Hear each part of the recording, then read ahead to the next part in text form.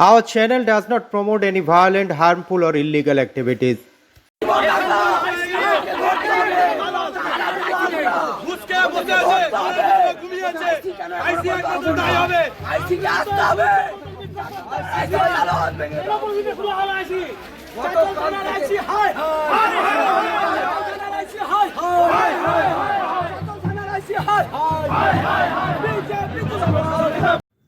গতকাল থেকে চাঁচল থানার আইসি পূর্ণেন্দু কুণ্ডুর সঙ্গে দেখা করার দাবিতে বিজেপি সাংসদ খগেন মুর্মুর নেতৃত্বে মালদা চাঁচল থানার বাইরে অবস্থান বিক্ষোভ চালিয়ে যাচ্ছেন বিজেপি সমর্থকরা।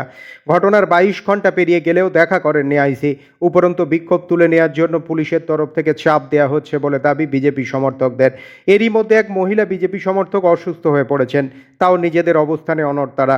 সকাল 10:30 নাগাদ আইসি থানায় এলেও দেখা করেননি বিক্ষোভকারীদের সঙ্গে। পাল্টা বিজেপি সমর্থকরাও আসামিদের কোর্টে নিয়ে যাওয়ার গাড়ি আটকে দেন। এরপরই শুরু হয় ধস্তাধস্তিতে আক্রান্ত হন বিজেপি সাংসদ খগেন মুর্মু। এমনকি বিজেপির মহিলা কর্মীদের মারধরের অভিযোগ ওঠে পুরুষ পুলিশের বিরুদ্ধে। সব মিলিয়ে রীতিমতো ধুন্ধুমার পরিস্থিতি।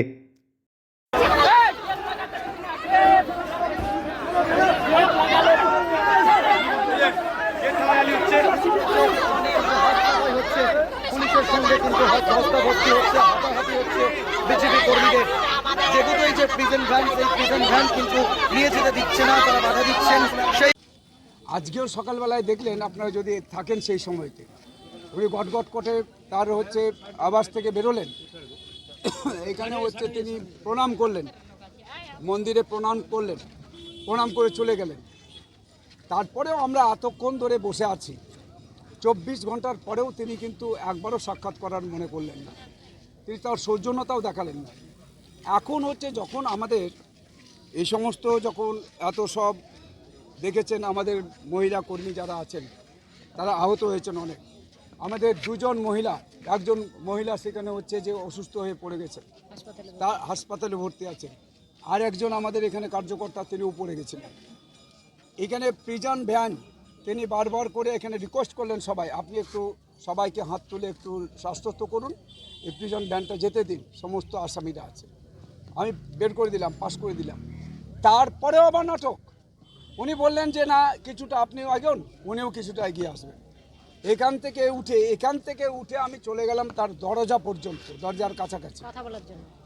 উনি ওখানে আসতে পারলেন না। তো এটা কি সৌজন্যতা? উনি আজকে এটা বোঝাতে চাইছেন, উনি এখানে আইনের রক্ষক হয়ে, যারা আইন তৈরি করে তাদেরকে আজকে এখানে হচ্ছে উনি বোঝাতে চাইছেন আমি আপনার উপরে। সেটা আমরা প্রিভিলেজ মোশন আনবো, পরিষ্কার কথা বলছি, প্রিভিলেজ মোশন আনবো। আজকে ওখানে উনি যেটা করেছেন, প্রিভিলেজ ভঙ্গ করেছেন। মোশন এনে তাকে আমি পার্লামেন্টে ওকে কল করব, পার্লামেন্টে ওকে কল করা হবে। তারপরে উনি বুঝবেন কত ধানে কত চাল। অবস্থান বিক্ষোভ কি থাকবে না? আমাদের অবস্থান বিক্ষোভ তো চলবে। আজকে এখন আমাদের যেহেতু সমস্ত আমাদের স্থগিত করতে হলো, সবাই জানে যে ওখানে আইসির কাছে আমাদের কার্যকর্তাদের নিয়ে যাওয়া হয়েছে। তো আইসি ওইখানে হয়তো বসে আলোচনা করছে, সবাই তো এখান থেকে ওরা অলরেডি হচ্ছে ডিসপ্যাচ হয়ে গেছে। তো আমরা বোঝাবো সেটা। আগামী কর্মসূচি সেটা হচ্ছে যেটা ছিল সেটাই হবে। আমরা এখন হসপিটাল যাব। আমি তো নিজে অসুস্থ। আমার শরীর তো বুঝতেই পারছেন, শরীর খুবই খারাপ, এবং এই শরীর খারাপের পেছনে আইসি দায়ী। আজকে যদি শরীরে আমার কিছু হয়, আইসি সম্পূর্ণ দায়ী হবে। আমাদের এখানে 5-6 জন মহিলা, 7-8 জন মহিলা তারা এখানে আহত হয়েছেন। এখানে এখানে ওনারা আঙুল মুচকে দিয়েছে, এখানে ভাঙা, এখানে ওর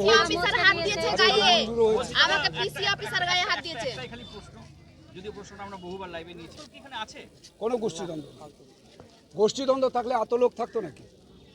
গোষ্ঠীদ্বন্দ্বর যে গল্প, যেটা এখানে ন্যারেটিভ আপনারা তৈরি করবার চেষ্টা করছেন বা পুলিশ করবার চেষ্টা করছে, তার প্রমাণটা একটু দেখতে পারলেন? এখানে কি দেখলেন কোনো গোষ্ঠীদ্বন্দ্ব ছিল?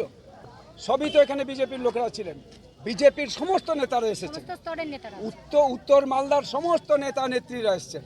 তাহলে গোষ্ঠীদ্বন্দ্বর কোথায় গন্ধ পেলেন? সমস্ত এটা একটা ন্যারেটিভ, এবং এটা করছে পুলিশ। আর এখানে কিছু সাংবাদিক, আপনাদের আমার দুঃখের সাথে বলতে হচ্ছে আমাকে, কিছু সাংবাদিক এর পেছনে আছে। এই ধরনের অরাজকতার অবস্থা চালু করে রেখেছে এবং তৃণমূল কংগ্রেসের যে প্রশাসন এই মুহূর্তে দলদাসে পরিণত হয়েছে। প্রশাসন আর পশ্চিমবঙ্গের প্রশাসন নেই, পশ্চিমবঙ্গের প্রশাসন এই মুহূর্তে তৃণমূলের প্রশাসনে রূপান্তরিত হয়েছে।